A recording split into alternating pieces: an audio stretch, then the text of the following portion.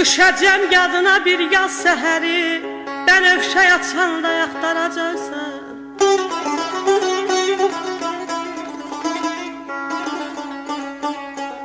Düşəcəm yadına bir yaz səhəri, bənövşə açanda yaxtaracaqsan.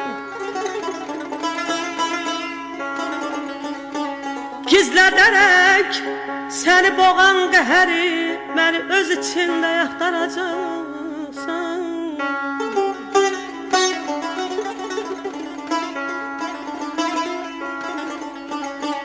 Hər bayram evinə qonaq gələndə, söhbət edib şənlənəndə, güləndə,